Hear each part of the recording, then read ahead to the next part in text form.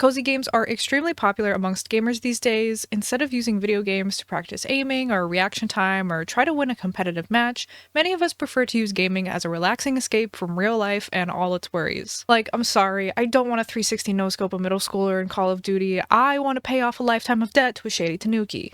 Thanks. Anyway, with this rise in popularity for the cozy gaming genre comes a rise in video games trying to appeal to this audience wanting to relax and look at pretty graphics for a few hours. And with this rise in cozy games comes a rise of cozy game content here on YouTube and other platforms. Top 10 videos, recommendations, reviews, roasts. If you want to know something about a cozy game, there's definitely a YouTube video for it. And so here I am wanting to throw my hat into the ring of cozy game content, and not just playing it like I usually do on the channel, but giving my thoughts on it too. Yeah, I bet you thought I didn't have any of those, huh? Wrong. This is not really my regular content, so please, if you like this video, leave me some feedback in the comments below. I would really appreciate it, along with a like and subscribe, maybe? But let's cut to the chase. I've been talking way too much. Today we are talking about Lego Fortnite, a combination of words that would confuse a frail Victorian child, and the latest update to the popular Battle Royale game that has many cozy gamers doing a double take. This new mode allows players to create survival or creative open worlds to explore, collect materials, craft, build, decorate, fight monsters, and who knows what else. This new mode came out only a few days ago. It's still very new, and I've only played for a few hours, so I'm not sure how expansive or in-depth it is, so we'll see as time passes. This is just going to be my initial thoughts and first impressions on my first few days of playing, and I hope that I can offer a unique perspective as someone who has put way too many hours in Animal Crossing, Stardew, Minecraft, and the like. A lot of people are calling this new mode Lego Minecraft or Fortnite Minecraft, but honestly, I get more of a Tears of the Kingdom feeling from it, and I haven't even played Tears of the Kingdom. Unlike Minecraft, you can't make any changes to the world's terrain, and you don't use raw materials or blocks to build structures. You have a crafting bench where you can use your learned recipes to turn materials into tools or items. The building system is separate, with its own menu of structures and decorations that just require you to have the materials needed in your inventory. Personally, as an Animal Crossing and Minecraft fan, I like to have the option to terraform the land around me, you know, build waterfalls, tunnels, etc. But I understand that's not what this mode is about. Its main focus, much like Tears of the Kingdom I assume, is exploring, collecting new materials, upgrading your stuff, and building up your village. So if you like the Animal Crossing aspect of building up a town, having a community, upgrading your buildings, etc., you will probably enjoy this. There's not a big emphasis on farming, not nearly as much as my Stardew Valley loving heart was hoping for. You can place little garden plots and slap a seed in them, and they'll just grow that crop in the planter for you to harvest over and over. No scarecrows, no watering, no sprinklers, fertilizing. It's fine. Traversing the map is rough. I've seen that you eventually upgrade enough to get some Tears of the Kingdom style flying platforms and other things to help you travel faster, but at least where I'm at now, which is about 8 to 9 hours that I've played in this mode with a level 7 village, you have to walk everywhere and it sucks. The game could really benefit from mounts or fast travel, especially since most of the progression is focused on finding a new area to find new materials, to upgrade or unlock new tool benches. And at least right now, getting to that point where I can build those flying platforms is slow going. Your first set of basic tools are so fragile and break so often. I would find myself off in an exploring adventure and I couldn't even kill 2 to 3 enemies without my sword breaking. And now I'm stranded away from my base without a sword. Your options become walk all the way to the base, or you could just die and respawn there, or gather up some wood, put down a crafting bench, make a lumber mill, make some wooden rods, and craft a sword. In the dead of night with a ton of monsters around you, yeah, I'll just die. It's fine. Once you get the recipes for upgraded tools, it's much better, but that beginning stage is definitely a struggle and was a huge annoyance. The building system I mentioned earlier is tricky to get the hang of as well. Both my boyfriend and I struggled placing roofs and walls, and if you want to move something, you can't go into the build mode and delete it or move it. You have to destroy it fully, which is annoying. How do I put it next to it? That's literally what I've been trying to figure out. Maybe you need another support? I don't think so, because the supports are literally just corners.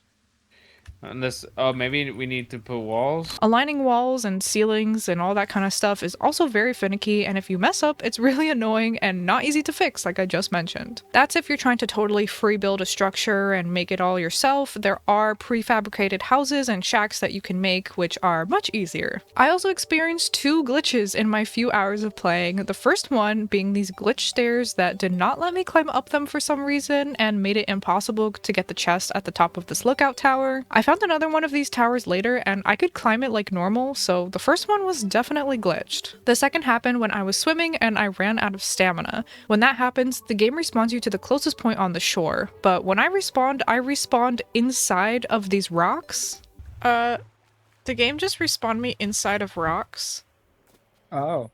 And I could not get out, but thankfully I just let myself run out of stamina again in this little pool of water I could access, and it respawned me on top of the rocks this time. I can give bugs and glitches a pass because the mode literally just came out, but I hope that I come across less of them as they upgrade the game more. Exploring is always my favorite part of open world games, and unfortunately I'm not sure how I feel about it in this mode. You can find chests to loot in the remains of buildings or random shrine thingies, come across powerful enemies to fight, explore caves, discover new biomes, and probably a whole lot more that I haven't even discovered yet. But on my second day of playing, I went on a huge exploring spree for like 1 to 2 hours, and I felt like the time I sunk into traversing the map was not sufficiently rewarded. For example, in Minecraft, you may go through a bunch of biomes and explore for a few hours, but the random chests that you might find in the jungle temples or villages, albeit rare, usually have items that reward the time that you spent wandering around. You might find diamonds, armor, tools, or other things to help you progress. In Lego Fortnite, the chests I would find never had anything cool except for some slurp juice or maybe a basic sword here and there. I didn't feel like my exploring was being rewarded, and it almost discouraged me to keep going. I was also looking for a sand biome, and I didn't find it in my hours of searching, so what the heck is up with that,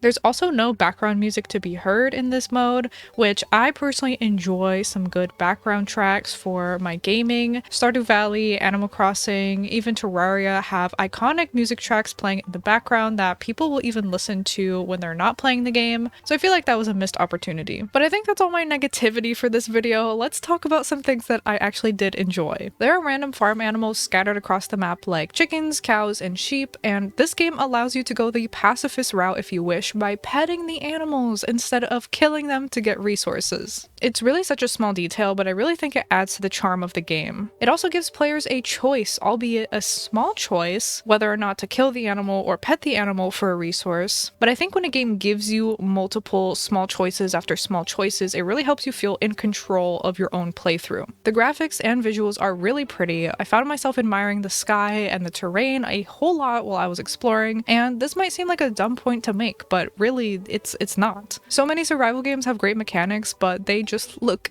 ugly, and it makes me not want to play them. Sorry. Over time, you recruit villagers to live in your town, and they can help with some of the more boring tasks, like making those wooden rods that I have to make a million of. So that definitely helps take care of some of the more boring stuff, and I like just having a bunch of NPCs walking around me and having that community feeling. Again, it's that similar vibe of Animal Crossing where you have your villagers all walking around and you can just chat them up and all that good stuff. There's a hunger, temperature, and health system, which I personally enjoy keeping up with all of that, but you can toggle all of them on or off separately when you're creating the world. I left everything on for my world except for dropping your loot when you die because I die way too much for that, but I appreciate the accessibility offered for all kinds of players depending on how difficult or easy you want your playthrough to be. The combat is more complex than usual for games of this genre, with rolling, dodging, and blocking, with many comparing it to Dark Souls and calling it Lego Dark Souls, but it's definitely not as complex as that. And while I personally do not enjoy Dark Souls style combat where you have to be methodical, be careful, make sure you dodge, roll, block, etc., I don't feel like the combat is too difficult. I still do enjoy it, although I do wish I could just go crazy and just hack and slash over and over, just spam that mouse button. But the best part, in my opinion, is that this game is completely free. Fortnite is free, this mode is free, so you have pretty much nothing to lose from trying it out. You can also play with up to 8 of your friends at the same time, and you don't have to convince them to buy a brand new game. I really want to fix this roof, man. This barrel full of dynamite will help us get up there. Actually, yeah. Oh my god, Raven. Oh, Well, hey, we got more materials. okay. Ah, this is for us? Yes. What do you mean? Yeah. Where's my bed? Yeah, outside in the rain. If you've been apprehensive about having Fortnite downloaded on your Switch or PC, bestie, it's so much fun. I promise you, give this mode a shot, see if you like it. You really have nothing to lose. Fortnite also gets updated all the time, so I assume that the Lego mode will also receive its fair share of updates that will hopefully address some of my gripes. But if you've played the Fortnite mode, let me know what you think about it. Do you agree with some of my thoughts? Do you disagree? If you've never played before, does this make you want to play? Does this make you not want to play? I feel like I actually ranted probably more than complimented this game, but I still am having fun, and I'm still gonna keep playing to see if I can progress enough and maybe make traversing a little bit easier. That way I have less things to complain about. But I just really wanted to dump all of my thoughts out onto a video. I'm not trying to necessarily persuade or dissuade someone from playing this game. I just have thoughts on it and I just wanted to talk about them. So thank you so much for listening. I hope you enjoyed this video. Again, this is really far off from my normal content, so if you did enjoy it, I would really appreciate a like, a subscribe, a comment.